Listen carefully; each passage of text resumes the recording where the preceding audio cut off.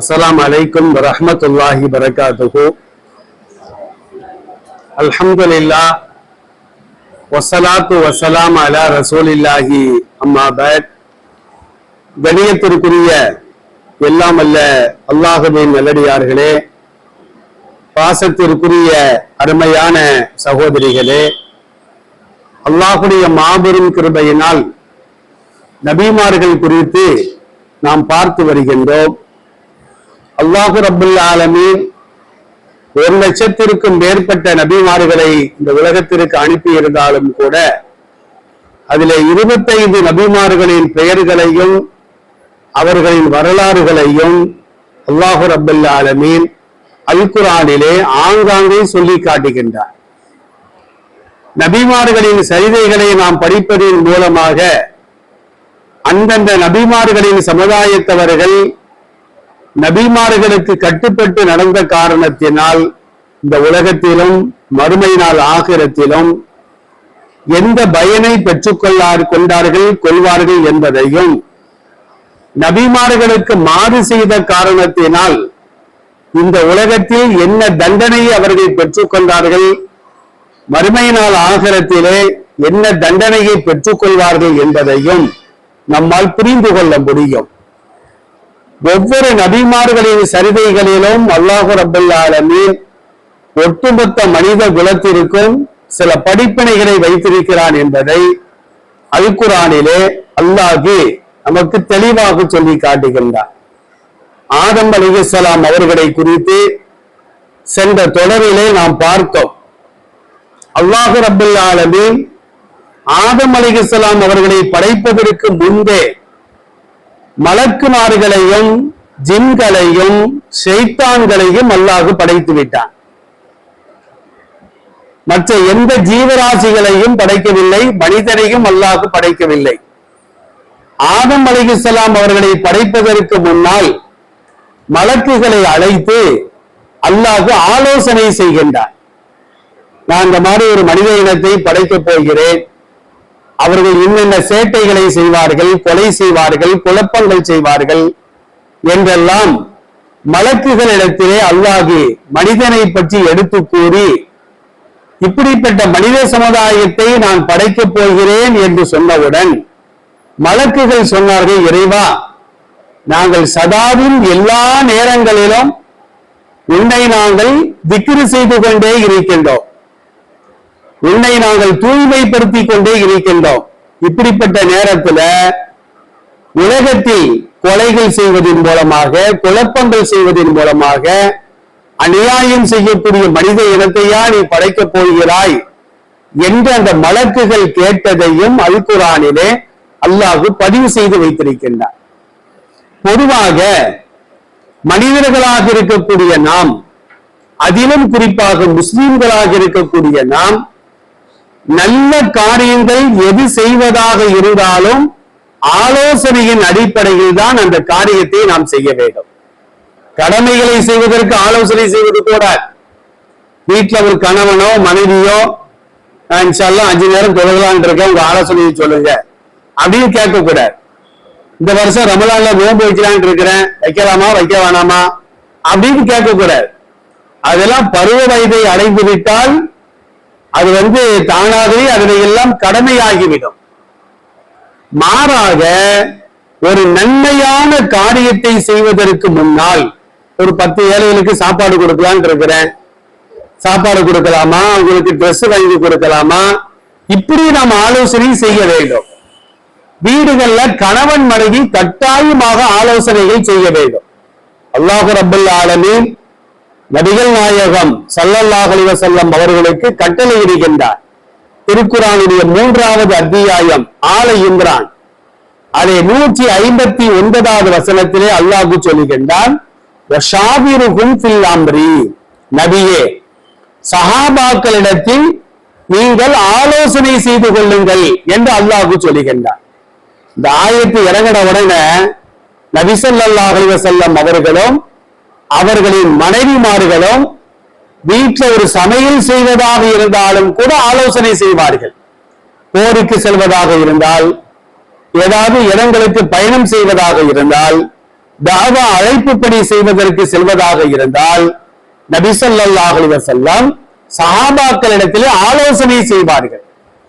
அதாவது நம்ம வீடுகள்ல நம்ம பிள்ளைகளை என்ன படிக்க வைக்கலாம், எங்க படிக்க வைக்கலாம், அந்த திருமணத்திற்கு செல்லலாமா செல்ல வேண்டாமா, யாரை மணமகனாக தேர்வு செய்யலாம், மணமகளாக பிள்ளைகளுக்கு தேர்வு செய்யலாம், இப்படி நம்ம ஆலோசனை செய்து ஒரு காரியத்தில் நாம் ஈடுபட்டால் அல்லாஹ் அந்த காரியத்திலே பரக்கத்தை வைப்பான் என்பதாக நபிகள் நாயகம் ஸல்லல்லாஹு அலைஹி வஸல்லம் சொல்லி காட்டுகிறார்கள். எந்த அளவுக்கு என்று சொன்னால், குழந்தைகளை பெற்ற ஒவ்வொரு தாய்மார்களும் 2 ஆண்டுகள் தங்கள் குழந்தைகளுக்கு அமுதூட்ட வேண்டும். இடைப்பட்ட காலத்துல 1 வருஷத்துல 1.5 வருஷத்துல 6 மாசத்துல அந்த தாய்க்கு ஏதாவது நோய் வந்துருச்சு, அந்த தாய் ரொம்ப பலவீனமா இருக்கிறாங்க, அவங்களால அமுது கொடுக்க முடியாது என்றால் அந்த தாய் தன்னந்தனியாக அமுதூட்டுவதை நிறுத்துவது கூடாது. கணவன் ஆலோசனை செய்ய வேண்டும். அல்லாஹ் திருக்குர்ஆனிலே சொல்லி காட்டுகின்றான், நீங்கள் பால் குடியை நிறுத்துவதாக இருந்தாலும் கணவனும் மனைவியும் ஆலோசனை செய்து கொள்ள வேண்டும்.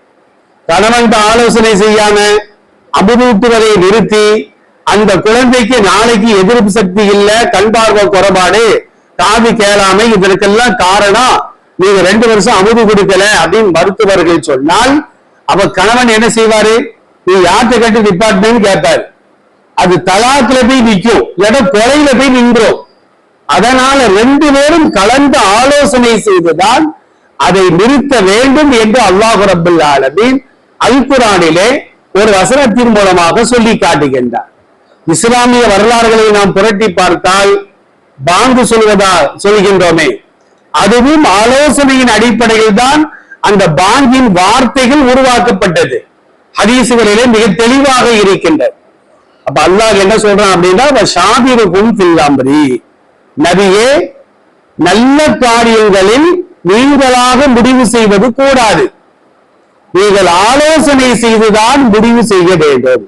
இன்னொரு ஆயத்தை பாருங்க, 42வது அத்தியாயம் சூரத்து ஷூரா, அதுல 38வது வசனத்துல அம்ருஹும் ஷூரா பைனஹும், நல்லடியார்களை பற்றி அல்லாஹ் பேசுகின்ற பொழுது அவர்கள் தங்கள் காரியங்களிலே தங்களுக்கு மத்தியில் ஆலோசனை செய்து கொள்வார்கள்.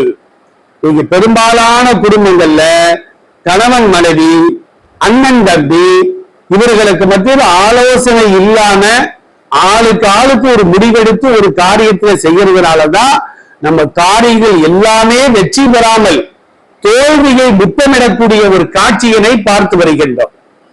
அலி ரலியல்லாஹு அன்ஹு சொல்வாங்க, மனிதர்கள் 3 வகை. மனிதர்கள் 3 வகை. ஒரு மனிதன் யார் என்று சொன்னால் முழு மனிதன். 2வது வகை யார் என்று சொன்னால் பாதி மனிதன். 3வது வகை யார் என்றால் அவன் மனுஷனே இல்லை. நம்ம கூட திட்டுவோம்ல, நீ மனுஷனே கிடையாதுப்பா அப்படின்னு நம்ம சொல்லுவோம். அந்த அடிப்படையில அலி ரலியல்லாஹு அன்ஹு ஒட்டுமொத்த மனித குலத்தையும் 3 வகையாக பிரிக்கிறார்கள். ஒன்று முழு மனிதன், 2வது பாதி மனிதன், 3வது மனுஷனே கிடையாது. முழு மனிதன் யார் தெரியுமா? அவன் அறிவாளியாகவும் இருப்பான், ஆலோசனையும் செய்வான், தன் அறிவை கொண்டு முடிவெடுக்க மாட்டான். முழு மனிதன் யார் என்று சொன்னால் மிகப்பெரிய அறிவாளியாகவும் இருப்பாரு, இருந்தாலும் ஒரு காரியத்தை செய்வதற்கு முன்னால் படிப்பறிவு இல்லாத அல்லது தன்னை விட படிப்பில் குறைந்த நபர்களோடு ஆலோசனை செய்வார். இவர்தான் முழு மனிதர். நபி ஸல்லல்லாஹு அலைஹி வஸல்லம் எப்படிப்பட்ட மனிதர்? ரசூலுல்லாஹ் பிறப்பதற்கு முன்னால் உலகத்தில் தோன்றிய அறிவாளிகளின் கல்வி ஞானங்களையும், ரசூலுல்லாஹ் இறந்த பின்னால் உலகம் முன்னளவும் வரக்கூடிய அறிவாளிகளின் கல்வி ஞானங்களையும் ஒட்டுமொத்தமாக கொடுக்கப்பட்ட ஒரே மனிதர் நம் உயிரினும் மேலான முஹம்மது ஸல்லல்லாஹு அலைஹி வஸல்லம் அவர்கள் மட்டும்தான். அவங்க நினைச்சிருந்தாங்கன்னா மனைவிட்டையும் ஆலோசனை செய்ய வேண்டாம், சஹாபாக்கள்டையும் ஆலோசனை செய்ய வேண்டாம், யாரிடத்திலும் ஆலோசனை செய்ய வேண்டாம். அப்படிப்பட்ட ஒரு அறிவாளி தான் நபி ஸல்லல்லாஹு அலைஹி வஸல்லம். ஆனா ரசூலுல்லாஹ் என்ன செஞ்சாங்க? எந்த காரியம் செய்வதாக இருந்தாலும் மனைவிமார்களை கூப்பிடுவாங்க, சஹாபாக்களை கூப்பிடுவாங்க. அந்த சஹாபாக்கள் தன்னை விட வயசில் மூத்தவராக இருக்கலாம், இளையவராக இருக்கலாம், எல்லாத்தையும் கலந்து ஆலோசித்துதான் ஒரு முடிவை எடுப்பார்கள் என்றால் அப்ப ரசூலுல்லாஹ் முழு மனிதர். இரண்டாவது யார் அப்படின்னா பாதி மனுஷன். பாதி மனிதன் யார் தெரியுமா? அவன் அறிவாளியாக இருப்பான், ஆனால் மற்றவரிடம் ஆலோசனை செய்ய மாட்டான், அல்லது ஆலோசனை செய்வான், அறிவாளியாக இருக்க மாட்டான். நம்மள ரொம்ப பேர் அப்படிதான் இருக்கிறோம். பெரிய அறிவாளியா இருப்பாரு, ஏன்னா ஆலோசனை செய்ய ஒரு முடிவெடுக்கலாம்ல. நான் ஏன் ஆலோசனை செய்யணும்? நான் எவ்வளவு பெரிய அறிவாளி. அவர் அறிவுல அவரே நம்பிக்கை வைப்பாரு, கடைசியில தோல்வியை தழுவுவார், மண்ணை தான் கவுவார், அப்புறமா வயிற்றுல அடிச்சுக்கிறார். ஐயோ நான் ஆலோசனை பண்ணலையே, எனக்கு யாருமே நல்ல முடிவை சொல்லலையே. நீ கேட்டதானே சொல்ல முடியும். அதனால அறிவாளியாக இருப்பார், ஆனா ஆலோசனை செய்ய மாட்டார், அல்லது ஆலோசனை செய்வார், அறிவாளியாக இருக்க மாட்டார். அறிவாளியாக இல்லாததுனால 4 பேர் ஏருக்கு மேல ஆலோசனை சொல்லுவாங்க, அதை ஏற்றுக்கொண்டு என்ன செய்வாரு? ஒரு காரியத்தை செய்வார், அது வெற்றியாகவும் முடியலாம், தோல்வியாகவும் முடியலாம். இது 2வது வகை. 3வது ரகம் ஒண்ணு இருக்கு. அவன் அறிவாளியாகவும் இருக்க மாட்டாரு, யார்த்தையும் ஆலோசனையும் செய்ய மாட்டார். எடுத்தோம் கவிழ்த்தோம், யார்த்தையும் ஆலோசனையும் செய்ய மாட்டாரு, அறிவாளியாகவும் இருக்க மாட்டார். இவர்கள் தான் மனிதர்களே கிடையாது. இந்த 3வது ரகம் 2வது ரகம் நம்ம சமுதாயத்தில் ரொம்ப காணப்படுது. அதனால நம்ம எவ்வளவுதான் அறிவாளியா இருந்தாலும் மற்றவங்கள்ட்ட ஆலோசனை செய்யாம எந்த ஒரு காரியத்தையும் நாம் செய்வது கூடாது. வீடு கட்டுவதாக இருந்தாலும், வீடு மாறுவதாக இருந்தாலும், ஒரு ட்ரெஸ்ஸை நம்ம எடுக்க போறோம், 4 பேர்த்த கேட்கணும், இந்த ட்ரெஸ் எனக்கு நல்லா இருக்குமா, இந்த ட்ரெஸ் எனக்கு ஒத்து வருமா, இந்த சாப்பாடை நான் சாப்பிட போறேன். ஒரு மருத்துவத்தை போறோம், இவர்கிட்ட போனா ஒழுங்கா நம்மள வீட்டுக்கு அனுப்புவாரா இல்லாட்டி மேல அனுப்பிடுவாரா? இப்படி நாம என்ன செய்யணும் அப்படின்னா ஆலோசனை செய்துதான் எந்த ஒரு காரியத்தையும் நாம் செய்ய வேண்டும் என்று நபிகள் நாயகம் ஸல்லல்லாஹு அலைஹி வஸல்லம் அவர்களுக்கு அல்லாஹ் கட்டளையிடுகின்றார். இப்ப அல்லாஹ் ஆலோசனை செய்யணுமா? அல்லாஹ் எவ்வளவு பெரிய அறிவாளி. அல்லாஹ் மனித இனத்திற்கு அப்பாற்பட்டவர். நாம தான் ஆலோசனை செய்யணும். அல்லாஹ் தொழுக வேண்டியதில்லை, நோன்பு வைக்க வேண்டியதில்லை, அல்லாஹ் எந்த ஒரு காரியத்தையும் செய்ய வேண்டியதே இல்லை. ஆனா அப்படிப்பட்ட அல்லாஹ் கூட ஆதம் அலைஹிஸ்ஸலாம் அவர்களை படைப்பதற்கு முன்னால் மலக்குமார்களை அழைத்து, நல்லா கவனிச்சு கேட்கணும், ஜின்களை கூப்பிடல, சைத்தான்களை கூப்பிடல. ஏன்னா ஜின்கள்லாம் நல்லவங்களும் இருக்கிறாங்க, கெட்டவங்களும் இருக்கிறாங்க. சைத்தான் முழுக்க முழுக்க 100% கெட்டவன் தான். அதனால இதுல நம்மளுக்கு என்ன படிப்பின? யாரும் முழுக்க முழுக்க கெட்டவனா இருக்கானோ அவனையும் நம்ம ஆலோசனை கொடுக்க சேர்ப்பது கூடாது. ஏன்னா அவன் சொல்ற ஆலோசனைனா கிறுக்குத்தனமா தான் இருக்கும். நம்மளை தோல்வி அடைய செய்வதற்காகத்தான் அவன் ஆலோசனை சொல்வான். பாதி நல்லவன் பாதி கெட்டவன் அவன்கிட்ட உருப்படியான யோசனை இருக்காது. மலக்குமார்களை பொறுத்த மட்டிலும் 100 விழுக்காடுகள் அல்லாஹ்விற்கு கட்டுப்பட மட்டும்தான் செய்வார்களே தவிர மாறுபடவே மாட்டார்கள். அப்ப இது அல்லாஹ் நம்மளுக்கு என்ன படிப்பினை தாரான்? நல்லவங்க யாரோ, நம்ம பார்வையில யார் நல்லவங்களா தெரிகிறாங்களோ, ரோட்ல போற குடிகாரனை கூட்டு வச்சுட்டு ஆலோசனை பண்ணக்கூடாது, விபச்சாரம் பண்றவனை கூட்டு ஆலோசனை செய்யக்கூடாது, கொலையாளியை கூப்பிட்டு ஆலோசனை செய்வது கூடாது. யாரு 5 நேரம் தொழுகிறாங்களோ, நம்ம கண் முன்னால அல்லாஹ்வை அஞ்சி வாழ்றாங்களோ, அவங்கள கூப்பிட்டு வச்சு இந்த மாதிரி வீடு கட்டலான் இருக்கிறேன், இந்த இடத்தை வாங்கலான் இருக்கிறேன், என் மகளை திருமணம் செய்து கொடுக்கலான் இருக்கிறேன், இந்த மணமகன் ஒத்து வருவானா, இந்த வீட்டுல பொண்ணு எடுக்கலாமா அப்படின்னு யார்கிட்ட ஆலோசனை செய்யணும்? நல்லவங்கள்ட்ட மட்டும்தான் ஆலோசனை செய்யணும். அப்ப அல்லாஹ் இந்த படிப்பினையை இந்த சம்பவத்தின் மூலமாக நமக்கு கற்றுத் தருகின்றார். மலக்குகளை கூப்பிட்டு அல்லாஹ் என்ன சொல்றான் அப்படின்னா, திருக்குர்ஆனுடைய 2வது அத்தியாயம் 30, 31, 32, 33 வசனங்களை நாம் திறந்து பார்க்கின்றோம்.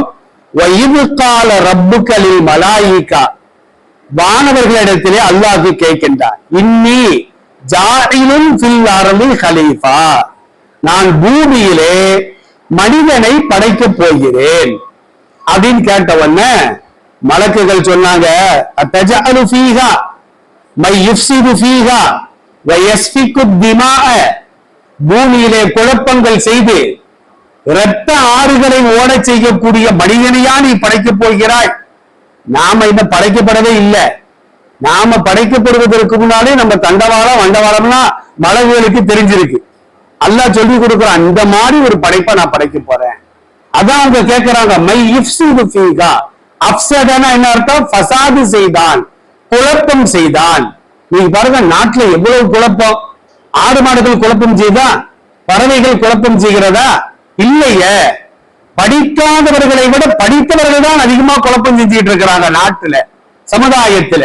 நம்ம பார்த்து வருகின்றோம்.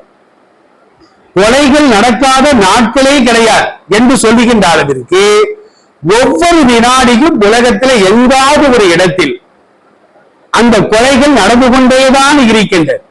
நபி ஸல்லல்லாஹு அலைஹி வஸல்லம் சொல்வார்கள், மறுமையின் அடையாளங்களில் ஒன்று யக்ஸூருல் ஹரஜு, ஹரஜ் அதிகமாகிவிடும் என்று சொன்னார்கள். அப்ப சஹாபாக்கள் கேட்பாங்க, வமல் ஹரஜ் யா ரசூலல்லாஹ், ஹரஜ்னா என்ன அப்படின்னு கேட்கிறாங்க. அப்பதான் நபி ஸல்லல்லாஹு அலைஹி வஸல்லம் சொன்னார்கள், அல் ஹரஜு அல் கத்லு.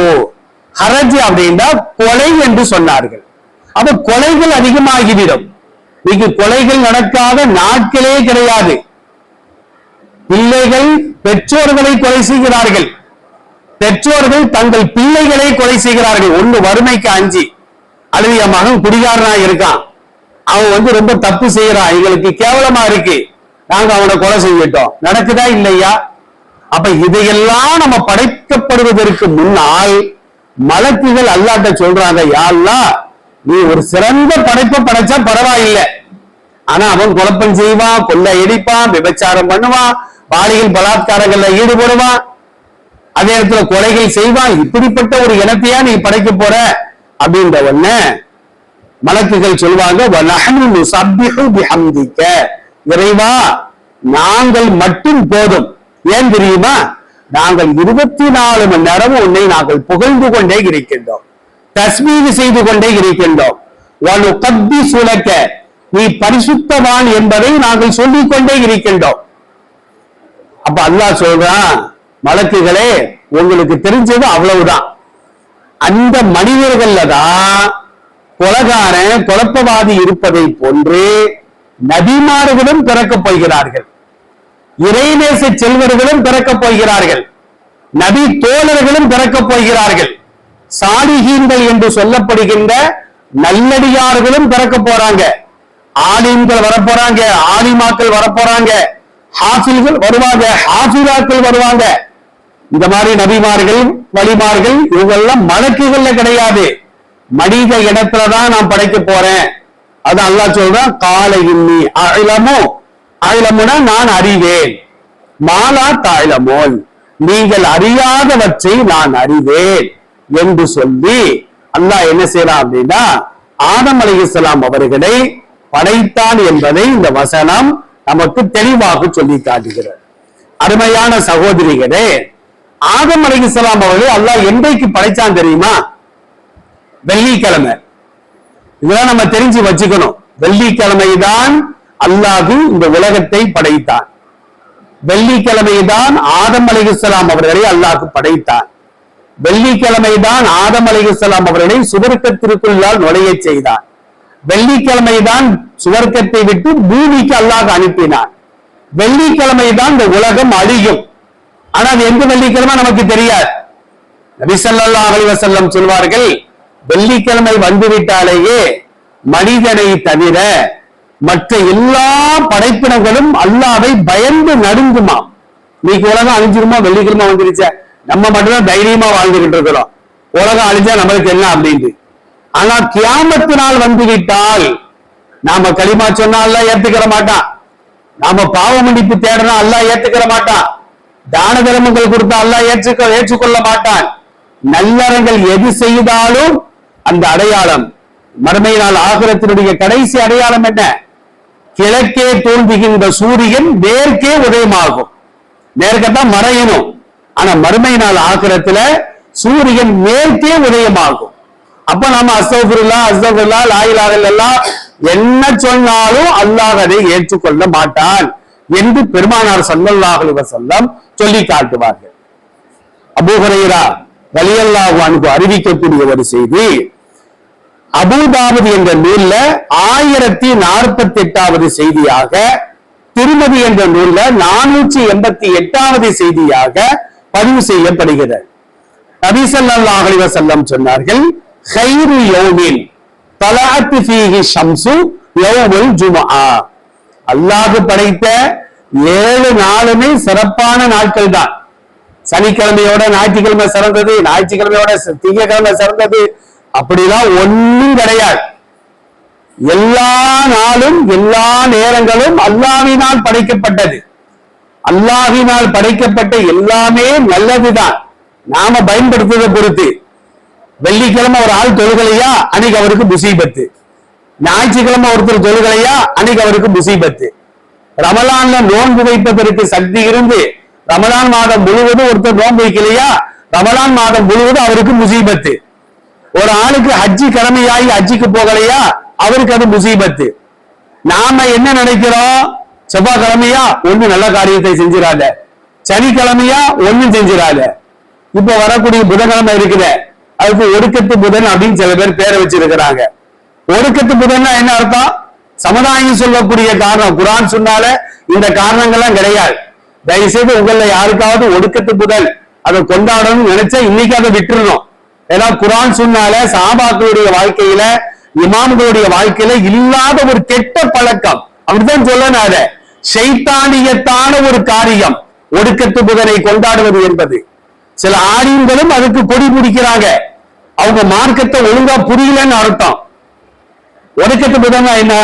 சஃபர் மாதம் வரக்கூடிய கடைசி வரக்கூடிய புதன்கிழமை தான் ஒடுக்கத்து புதன் அப்படின்னு ஆடிங்களே அதை ஆதரிச்சு பேசுறாங்க. நான் நீங்க விளங்குறதுக்காண்டி சொல்றேன், செயல்படுவதற்காக அல்ல. ஒடுக்கத்து புதன் அன்னைக்கு என்ன செய்வாங்க தெரியுமா? காலையில எஞ்சோன்னா பல்ல தேய்க்கிறாங்களோ இல்லையோ, உச்சந்தலையில இருந்து உள்ளங்கால் வரைக்கும் நல்லெண்ணெய தடவிடுவாங்க. தடவி என்ன செய்வாங்கன்னா குடும்பத்தோட குளிக்கிறது, குளிச்சுட்டு நல்லா சாப்பிடுறது. மாலை நேரத்துல என்ன செய்யறது அப்படின்னா, புல்வெளிக்கு போய் கழுத மாதிரி உருண்டிட்டு இருப்பாங்க. உருண்டா அந்த வருஷம் முழுவதும் நமக்கு கிடைத்த முசீபத்துகள், முசீபத்து என்னது?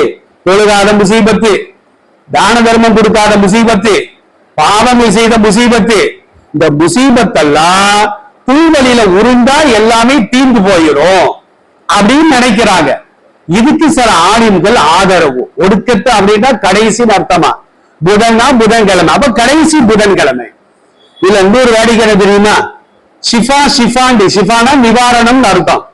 ஷிஃபா ஷிஃபாண்டு ஒரு 6 ஆயத்துக்கள் அல்லாஹ் சொல்லுவான். அதாவது ஆயாத்து ஷிஃபாயின்னு சொல்லுவாங்க. ஷிஃபாவுடைய 6 வசனங்கள். இந்த 6 ஆயத்துக்களை என்ன செய்வாங்கன்னா, இந்த ஒடுக்கத்து புதன் அன்னைக்கு வாழை இலையில அல்லது மா இலையில எழுதி அதை கரைச்சி குடிச்சிட்டா நம்முடைய முசீபத்தெல்லாம் நம்மளுக்கு போயிடும். அந்த ஒரு வருஷம் முசீபத்து எவ்வளவா? 3 லட்சம் முசீபத்து இறங்குதான் ஒரு வருஷத்துல. நான் என்ன சொல்றேன்னா, நீ ஒரு நாளைக்கு 5 நேரம் தொழுகலன்னா உன் தலையில 1 கோடி முசீபத்து இறங்குது, கோடிக்கணக்கான முசீபத். அதுக்கு மா இலையில இப்படி கரைச்சி எழுதி கரைச்சி குடிச்சதுனால அந்த முசீபத்தெல்லாம் போகாது.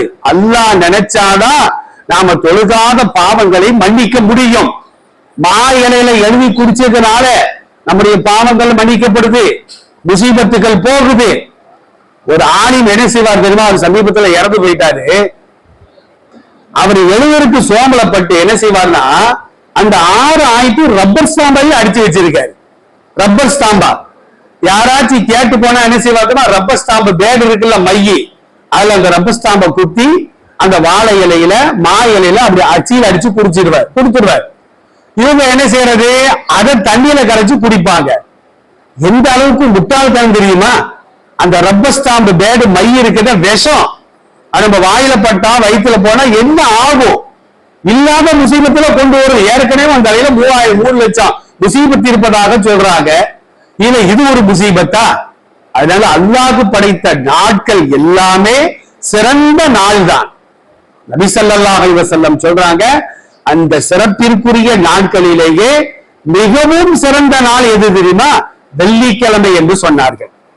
அதுதான் வெள்ளிக்கிழமை ஜும்மா ஜும்மா தொழுகை ஆண்களுக்கு தான் வாஜிப், பெண்களுக்கு வாஜிப் அல்ல. பெண்கள் என்ன செய்யணும்? வீட்டுல 4 ரக்காத்து லுகர் தான் தொழுகணும். வீட்டுல 2 ரக்காத்து ஜும்மா தொழுகை இருக்கக்கூடாது. சில பெண்கள் அப்படி தொழுகிறதா நாம கேள்விப்படுறோம். ஜும்மா நான் தொழுகிறேன் அப்படின்னு வீட்டுல என்ன செய்யறாங்க, 2 ரக்காத் தொழுதுகிட்டு இருக்கிறாங்க. இது மார்க்கத்தில் அனுமதிக்கப்பட்ட காரியம் அல்ல. ஆனா அதே பெண்கள் பள்ளிவாசல்ல போய் இமாமுக்கு பின்னால அவங்க ஜும்மா தொழுதா 2 ரக்காத்து போதும். வீட்டுல 4 ரக்காத்து லுஹர் தொழுக வேண்டிய அவசியம் கிடையாது.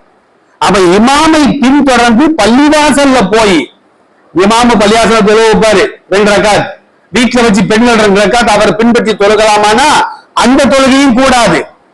அதனால பெண்கள் ஜும்மா தொழுகைக்கு ஆசைப்பட்டால் தடுப்பது கூடாது. ஏன்னா அல்லாஹ் சூரத்து ஜும்மால என்ன சொல்றான் அப்படின்னா, யா அய்யுஹல்லதீன ஆமனு, ஈமான் கொண்டோரே. பெண்கள் ஈமான் கொண்டவங்க தானே, ஆண்கள் எப்படி ஈமான் கொண்டிருக்கிறாங்களோ அதே மாதிரி பெண்களும் ஈமான் கொண்டவங்க தான். யா அய்யுஹல்லதீன ஆமனு இதா நூதிய லிஸ்ஸலாத்தி மின் யௌமில் ஜும்ஆ, ஜும்மா தினத்திலே பாங்கு சொல்லப்பட்டு அழைக்கப்பட்டால் ஃபஸ்அல் இலா திக்ரில்லாஹ், அல்லாஹ்வை திக்ரு செய்வதற்காக, அல்லாஹ்வை தொழுவதற்காக நீங்கள் விரைந்து வாருங்கள் என்று அல்லாஹ் சொல்லுகின்றார். அல் குர்ஆன்ல கூறப்பட்ட கட்டளைகள் ஆண்களுக்கு பொருந்தும் என்பதை போன்று பெண்களுக்கும் அது பொருந்தும். ஆனா ஜும்மா தொழுகைக்கு நீங்க ஆசைப்பட்டால், பள்ளிவாசல் அதுக்கு இடம் இருந்தால் அது எப்படி இருக்கணும், ஆண்கள் பார்வையில படாத அளவுக்கு பெண்களுக்கு தனியா இருக்கணும். ஒளி செய்யக்கூடிய இடம் தனியாக இருக்க வேண்டும், ஆண்களுக்கும் பெண்களுக்கும். கழிவறைகள் தனித்தனியாக இருக்க வேண்டும், தொழுகும் இடமும் தனித்தனியாக இருக்க வேண்டும். ஆணும் பெண்ணும் கலந்து நிற்க கூடாது, அது பெரிய குழப்பத்திற்கு காரணமாயிரும். இப்படிப்பட்ட பள்ளிவாசலுக்கு பெண்கள் செல்லலாமா என்றால் தாராளமாக செல்லலாம். ரசூலுல்லாஹ் சில ஒழுக்கங்களையும் கற்றுத் தந்தாங்க. நீ பள்ளிவாசலுக்கு செல்லும் பொழுது நறுமணங்களை பூசுவது கூடாது. நறுமண புகைகள் ரசூலுல்லாஹ்வுடைய காலத்துல இந்த மல்லிகை பூ, பிச்சி பூலாம் கிடையாது, ரோஜா பூலாம் கிடையாது. அதுதான் பெண்கள் தலையில வைக்க மாட்டாங்க. அப்ப என்ன செய்வாங்கன்னா ஒரு வகையான சாம்பிராணி போடுவாங்களாம் பெண்கள். கூந்தலுக்கு ஒரு வகையான சாம்பிராணி, அது நல்லா மணக்கும். ரசூலுல்லாஹ் சொல்றாங்க, பெண்கள் வீட்டை விட்டும் பள்ளிவாசலுக்கு சென்றால் இந்த மாதிரி நறுமண புகைகளை அவர்கள் பூசிக்கொண்டு செல்ல வேண்டாம். ரசூலுல்லாஹ்வுடைய தடையே இருக்கு. ஏன்னா ஒரு பெண் நறுமணங்களை பூசிக்கொண்டு அந்நிய ஆண்களுக்கு மத்தியிலே சென்று வந்தால் அவள் இப்படி இப்படி என்று ரசூலுல்லாஹ் சொல்றாங்க. அது என்ன இப்படி இப்படி சைக்கிளையா சொல்றாங்க, தெளிவா சொல்லல. அதுக்கு முஹத்தீஸின்கள் என்ன விளக்கம் கொடுக்கிறாங்கன்னா, இப்படி இப்படின்னா என்ன அர்த்தம், விபச்சாரியாக சென்று விபச்சாரியாக வருகிறாள். நீங்க பெரும்பாலான திருமணங்கள்ல பாருங்க, தலை நிறைய பூவை வச்சுக்கிட்டு தேவையில்லாம ஆண்களுக்கு மத்தியில போயிட்டு வருவாங்க. வாக்கிங் போறாங்களா என்னமோ நம்மளுக்கு தெரிய மாட்டேங்குது, தேவையில்லாம நடக்கிறது. நறுமணங்களை பூசிக்கொண்டு சில பெண்கள் பஸ்ல ஏறிட்டாங்கன்னா எவ்வளவு கூட்டம் இருந்தாலும், எத்தனை பேர் மப்புல இருந்தாலும் சரிதான், அதையெல்லாம் தூக்கி விழுங்குற அளவுக்கு அந்த நறுமணங்கள் மூக்கை கவ்வும். அப்ப இந்த நறுமணங்கள் மூலமாக கூட ஆண்களுக்கு கெட்ட சிந்தனைகள் வருவதற்கு வாய்ப்புகள் அதிகம். அதுதான் ரசூலுல்லாஹ் சொன்னாங்க, பெண்கள் வீட்டை விட்டும் பள்ளிவாசலுக்கு வரும் பொழுது நறுமணங்களை பூசிக்கொண்டு வெளியே வர வேண்டாம். ஒரு கணவனை சந்தோஷப்படுத்துவதற்காக நறுமணத்தை உடல் முழுக்க தேய்க்கலாம், நறுமணத்தை வச்சு குடிக்கவே செய்யலாம், தப்பே கிடையாது. ஆனா அதே நேரத்துல அந்நிய ஆடவர்களை திருப்திப்படுத்துவதற்காக, தன் பக்கம் சுண்டி இழுப்பதற்காக ஒரு பெண் நறுமணம் பூசினால் அவள் தொழட்டும், நோன்பு வைக்கட்டும், அஜி செய்யட்டும், அவள் விபச்சாரி என்று பெருமானார் அவர்கள் சொல்வார்கள். அதான் பெண்கள் ஜும்மாவுக்கு தாராளமாக செல்லலாம், கணவனின் அனுமதியோடு செல்ல வேண்டும். இப்ப ரசூலுல்லாஹ் சொல்றாங்க, கைரு யௌமின் தலாத் ஃபீஹி ஷம்சு யௌமுல் ஜும்ஆ, சூரியன் உதிக்கின்ற நாட்களிலேயே சிறந்த நாள் வெள்ளிக்கிழமை. ஏன் தெரியுமா, ஃபீஹி குலிக ஆதம், ஆதம் அலைஹிஸ்ஸலாம் வெள்ளிக்கிழமை தான் படைக்கப்பட்டார். வஃபீஹி உஹ்பித, வெள்ளிக்கிழமை தான் அவர் ஷைத்தான் அல்லாஹ் ஒரு மரத்தை சாப்பிடக்கூடாதுன்னு சொல்லியிருப்பான். ஷைத்தான் நீங்க சாப்பிடுங்கன்றவன அவனுக்கு கட்டுப்பட்டு அந்த மரத்தை சாப்பிட்டுருவாரு. உடனே ஆதம் அலைஹிஸ்ஸலாம் அவர்களையும் அவருடைய துணைவியாரையும் அல்லாஹ் பூமிக்கு இறக்கி வச்சிருவான். அதுவும் வெள்ளிக்கிழமை தான். வஃபீஹி தீப அலைஹி, ஆதம் அலைஹிஸ்ஸலாம் அவ்வா அலைஹிஸ்ஸலாம் 2 பேரும் ரப்பனா வலம்னா அன்ஃபுஸனா வ இல்லம் தக்ஃபிர் லனா வ தர்ஹம்னா லனகூனன்ன மினல் ஹாசிரீன் அப்படிங்கிற துஆவை ஓதிக்கிட்டே இருப்பாங்க. இத ஓதிய காரணத்தினால ரெண்டு பேருடைய தௌபாவையும் அல்லாஹ் ஏற்றுக்கிறான். இது பல 100 ஆண்டுகள் ஆகும் இந்த தௌபா ஏற்றுக்கொள்ளப்படுவதற்கு. இந்த தௌபா ஏற்றுக்கொள்ளப்பட்டதும் வெள்ளிக்கிழமைதான். மாத்த வெள்ளிக்கிழமைதான் ஆதம் அலைஹிஸ்ஸலாம் இறந்தார்கள். மறுமை நாளும் வெள்ளிக்கிழமை தான் ஏற்படும். வெள்ளிக்கிழமை வந்துவிட்டால் மனிதன் ஜின் அல்லாத மற்ற எல்லா ஜீவராசிகளும் அல்லாஹ்வை பயப்படும். நீங்க உலகம் அழிஞ்சிருமோ, அல்லாஹ் நம்மளை மறுபடியும் உயிர் கொடுத்து எழுப்புவானோ, நம்மள்கிட்ட விசாரணை செய்வானோ, மறுமை நாள் ஆகிரத்து அல்லாஹ் என்ன செய்வான்? மனிதர்களை மட்டுமல்ல மற்ற ஜீவராசிகள் கண்ணுக்கு தெரியாத கிருமிகளை கூட அல்லாஹ் எழுப்புவான். எல்லோரையும் கொண்டு வருவான் மஹ்ஷர் மைதானத்துல. எல்லோருக்கும் விசாரணை நடைபெறும். உலகத்துல ஒரு ஆடு மற்றொரு ஆடை அநியாயமாக முட்டி இருக்கும். அல்லாஹ் என்ன செய்வானா? அநியாயமாக முட்டிய ஆட்டையும் முட்டப்பட்ட ஆட்டையும் கொண்டு வந்து அநீதம் இழைக்கப்பட்ட ஆட்டை அநியாயம் செய்த ஆடை முட்ட வைப்பான். இத முட்டு வாங்கின ஆடு அங்க முட்டும். ரெண்டு பேரும் அல்லாஹ் என்ன சொல்லுவாங்கன்னா, நீங்க ரெண்டு பேரும் மண்ணா போயிருங்க அப்படின்றான்.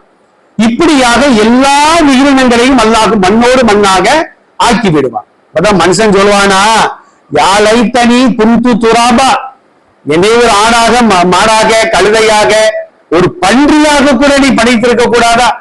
இன்னைக்கு நான் வந்து வேதனை அனுபவிக்காம ஒரு முட்டை வாங்கிட்டு ஒரு கடியை வாங்கிக்கிட்டு நீங்க மண்ணோட மண்ணா போயிருப்பான அப்படின்னு அங்கலாய்த்துக் கொள்வான். சூரத்து அம்மாவை திறந்து பாருங்க. அம்மையத்த சாலோன் கடைசி வசனம் அல்லாஹ் சொல்லுகின்றார், யாழைத்தனி குந்து துராபா. துராபனா மண்ணின் அர்த்தம். யாரெல்லாம் நானும் மண்ணோட மண்ணாக மக்கி போய் இருக்க கூடாதா? இப்படி என்னை எழுப்பி வேதனை செய்திய என்று அங்கலாய்த்துக் கொள்வான் என்பதாக அல்லாஹ் ரப்பல் ஆலமீன் அந்த ஆயத்திலே சொல்லி காட்டுகின்றார். நபி ஸல்லல்லாஹு அலைஹி வஸல்லம் தொடர்ந்து பேசுறாங்க பாருங்க. வெள்ளிக்கிழமை ஒரு நேரம் இருக்கிறது. அது எந்த நேரம் ரசூலுல்லாஹ் சொல்லல. சொன்னா அந்த நேரத்துல மட்டும்தான் பள்ளிவாசலுக்கு நம்ம போவோம். வீட்டுல முஸல்லால உட்கார்ந்து துஆ செய்வோம். ரசூலுல்லாஹ் அந்த நேரத்தை சொல்லாம என்ன சொல்றாங்கன்னா, வெள்ளிக்கிழமை. வெள்ளிக்கிழமை இது எப்ப ஆரம்பிக்கும்? வியாழக்கிழமை மகரிப் நம்ம தொழுகிறோமே, மகரிப் தொழுக வந்து வெள்ளிக்கிழமை ஆரம்பிச்சிடும். வியாழன் மாலையில இருந்து வெள்ளிக்கிழமை அசர் முடிகிற வரைக்கும் வெள்ளிக்கிழமை தான். அப்ப வியாழன் மாலை வெள்ளி இரவு, சனி வெள்ளி மாலை சனி இரவு. அப்ப வெள்ளிக்கிழமை அசருக்கு பின்னால சூரியன் மறைகின்ற வரையிலும் வெள்ளிக்கிழமை தான். இந்த 24 மணி நேரத்துல ஒரு நேரம் இருக்கிறது. அந்த நேரத்துல என் அடியார்கள் தொழுது நல்லறங்கள் செய்து என்னிடத்தில் துஆ கேட்பார்களே ஆனால் இல்லா அழ்த்தாஹு ஈயாகா, அதை அவருக்கு அல்லாஹ் வழங்கியே தீருவான். யார் சொல்றா? பொய்யே உரைக்காத நபிகள் நாயகம் ஸல்லல்லாஹு அலைஹி வஸல்லம் இந்த ஹதீஸை நமக்கு அறிவித்து காட்டுகிறார்கள். இது பெரும்பாலான ஆண்கள் ஜும்மா கூட தொழுகிறது இல்லையே, நம்ம பார்க்கிறோமா இல்லையா? ஜும்மா அன்னைக்கு கூட ஒரு நல்லறத்தை செய்வது கிடையாது. அன்னைக்கும் சில பேர் தண்ணி அடிச்சுட்டு உருண்டு தான் கிடக்கிறான். இந்த லைலத்துல் கத்ர் நம்ம சொல்றோமே, 27 அன்னைக்கு நம்ம சொல்றோமே, 27 அன்னைக்கு லைலத்துல் கத்ர் கிடையாது. ரசூலுல்லாஹ் 27 தான் லைலத்துல் கத்ர் சொன்னாங்களா? குர்ஆன்ல சுன்னால எங்கேயாச்சும் இருக்குதா? கிடையாது. ரமலான் மாதத்தினுடைய கடைசி பகுதியில் வரக்கூடிய ஒற்றைப்படை நாட்கள் 21, 23, 25, 27, 29 இந்த 5 நாட்கள்ல ஏதாவது ஒரு நாள். இப்ப நாம என்ன செய்யணும்? இந்த 5 நாள்ல மட்டும் நாம அமல் செய்யக்கூடாது. கடைசியில வரக்கூடிய 10 நாளையும் அமல் செய்யணும். நம்மளுக்கு 21 இருக்கும், இன்னொரு கூட்டத்துக்கு 22 இருக்கும், இன்னொரு கூட்டத்துக்கு 23 கூட இருக்கலாம். ஏன்னா இப்ப நம்ம தான் பெற பார்க்கறத குழப்பத்திலேயே உட்கார்ந்துட்டு இருக்கிறோம். நாம வந்து ஷாபான் மாதம் 27 நினைச்சுக்கிட்டு இருப்போம். சில பேர் நோன்பு 1 வச்சிருப்பாங்க. நாம 27 நோன்பு வச்சிருப்போம். சில வீட்டுக்குள்ள பிரியாணி ஆகிட்டு இருக்கும், மதியம் உட்கார்ந்து சாப்பிட்டுக்கிட்டு இருப்பாங்க. அதனால கடைசி 10 நாட்களும் ஆண்களும் பெண்களும் குறைந்தபட்சம் இரவு நேரத்தை நாம் ஹயாத்தாக்க வேண்டும். அத 27 தான் அப்படின்னு நம்ம முடிவு பண்ணக்கூடாது. 25ல போயிருக்கும் லைலத்துல் கத்ர், அது 23ல போயிருக்கும், அது 21ல போயிருக்கும், அல்லது 27க்கு பின்னால வரக்கூடிய 29 கூட வரலாம், நம்மளுக்கு தெரியாது. அந்த மாதிரிதான் நபி ஸல்லல்லாஹு அலைஹி வஸல்லம் சொன்னாங்க, வெள்ளிக்கிழமை ஒரு நேரம் இருக்கிறது. அது வியாழக்கிழமை மக்ரிபாக இருக்கலாம், இஷாவாக இருக்கலாம், தஹஜ்ஜத் நேரமாக இருக்கலாம், அல்லது வெள்ளிக்கிழமை ஃபஜ்ராக இருக்கலாம், ஜும்மா நேரமாக இருக்கலாம், அசர் நேரமாக இருக்கலாம், அல்லது இடைப்பட்ட நேரத்தில் நம்ம தூங்கக்கூடிய நேரமாக இருக்கலாம், சீரியல் பார்க்கக்கூடிய நேரமாக கூட இருக்கலாம். இந்த நேரங்கள்ல ஒரு நேரம் இருக்கிறது. அந்த நேரத்துல ஒரு ஆணோ ஒரு பெண்ணோ துவா செய்வார்களே ஆனால் அந்த துவாவை அல்லாஹ் உடனடியாக கபூல் செய்வான் அப்படின்னு நபி ஸல்லல்லாஹு அலைஹி வஸல்லம் இந்த ஹதீஸின் மூலமாக நமக்கு சொல்லி காட்டுகிறார்கள். ஆக அருமையான சகோதரிகளே, நாம இன்னைக்கு பேசின பேச்சுல நமக்கு கிடைக்கக்கூடிய படிப்பினைகள் என்ன? ஒன்று, ஆலோசனை செய்ய வேண்டும். இரண்டாவது என்ன அப்படின்னா, பெண்கள் வீட்டை விட்டு வெளியே செல்வதாக இருந்தால், கடை வீதிக்கு போனாலும் சரிதான், அல்லது திருமணத்திற்கு போனாலும் சரிதான், அல்லது ஸ்கூலுக்கு காலேஜுகளுக்கு நம்ம போனாலும் சரிதான், நாம என்ன செய்யக்கூடாது? நறுமணங்களை பூசுவது கூட. வியர்வை வாடை வெளியே தெரியாமல் இருப்பதற்காக வேண்டுமானால் நறுமணங்களை பூசிக்கொள்ளலாம். ஆனா அதே நேரத்துல நம்ம நறுமணத்தை நுகர்ந்து 4 பேர் நம்ம பின்னாலே சுத்தணும் அப்படின்னு நினைச்சு நாம செஞ்சா அல்லாஹ் பாதுகாக்கணும். நமக்கு ரசூலுல்லாஹ் தரக்கூடிய பட்டம் என்ன? விபச்சாரி அப்படிங்கிற பட்டத்தை நமக்கு தருகிறார்கள். இது 2வது விஷயம். 3வது என்ன அப்படின்னா, வெள்ளிக்கிழமை ஒரு நேரம் இருக்கிறது. அந்த நேரத்தில் நாம் துவா செய்தால் அந்த துவாவை அல்லாஹ்க்கு கபூல் செய்வார். வெள்ளிக்கிழமை அன்று நாம என்ன செய்யணும் அப்படின்னா, நபி ஸல்லல்லாஹு அலைஹி வஸல்லம் சொன்னாங்க, குஸ்லு யௌமில் ஜும்ஆத்தி வாஜிபுன் அலா குல்லி முஹ்தலிமின். முஹ்தலிம்னா தெரியுதா? பருவ வயதை அடைந்த ஆண்கள் பெண்கள். சில பேர் ஆண்கள் மட்டும்தான் குளிக்கணும் அப்படின்னு நினைக்கிறாங்க. அப்படி கிடையாது. பருவ வயதை அடைந்த ஆண்களாக இருக்கட்டும் பெண்களாக இருக்கட்டும், வெள்ளிக்கிழமை குறிப்பது வாஜிப் அப்படின்னு ரசூலுல்லாஹ் சொல்றாங்க. ஆனா இன்ஷா அல்லாஹ் வெள்ளிக்கிழமை வந்துவிட்டால் அந்த வெள்ளிக்கிழமைக்காக வேண்டி ஆண்களும் குளிக்கணும் பெண்களும் குளிக்கணும். ரசூலுல்லாஹ் இதுல இன்னொரு கருத்து சொல்றாங்க, வெள்ளிக்கிழமையாச்சும் குடிங்கடா அப்படிங்கிறாங்க. சில பேர் குளிக்கிறதே இல்லை. நம்மள சில பேர் என்ன செய்வாங்கன்னா, பெருநாளைக்கு மட்டும்தான் குடிக்கிறது. அப்படி சில பேர் இருக்கிறாங்க. வெளிநாட்டுக்காரங்க 2 பேர் நம்ம நாட்டுக்கு வந்தாங்கன்னா, ஒரு 3 பேர். அப்போ ஒரு கிராமத்தை சுத்தி பார்க்கும் பொழுது ஒரு வெள்ளை ஆடு, செம்பரி ஆடு வெள்ளாடுன்னு சொல்றோம்ல, செம்பரி ஆடு மேல அவ்வளவு வாடை வராது, ஆனா வெள்ளாட்டுக்கு மேல ஒரு வாடை இருக்கும். அப்போ அந்த வெளிநாட்டுக்காரங்க வெள்ளாட்டை பார்த்துட்டு இது என்னன்னு கேட்டிருக்கிறாங்க. நம்ம ஆளு வெள்ளாடுன்னு இருக்கிறார். ஒரு அமெரிக்காக்காரர் பக்கத்துல போயிருக்காரு, ஆட்டுக்கும் இவருக்கும் ஒரு 100 அடி, அதுக்கு மேல அவரால் போக முடியல, பயங்கரமான வாடை, பின்வாங்கிட்டார். அடுத்து ஜப்பான் நாட்டை சார்ந்தவர், அவருக்கு ஆட்டுக்கும் ஒரு 75 அடி, அதுக்கு மேல அவரால் போக முடியல. சைனாக்காரர் ஒரு 50 அடி வரைக்கும் போயிட்டார், அதுக்கு மேல அவரு போக முடியல. நம்ம ஆளு போயிருக்கிற ஆட்டுக்கு பக்கத்துல ஆடு அதுக்கிட்டு ஓடிட்டு, இவன் மேல அவ்வளவு ஆடை, குளிச்சாதானே, குளிக்கிறதும் இல்ல, ட்ரெஸ் மாத்துறதும் இல்ல.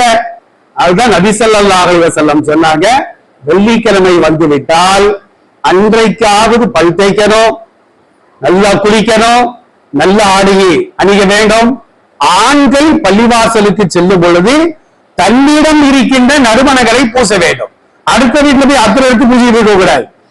தலைக்கு தாடி முடிகளுக்கு எண்ணெய் தேய்க்க வேண்டும்.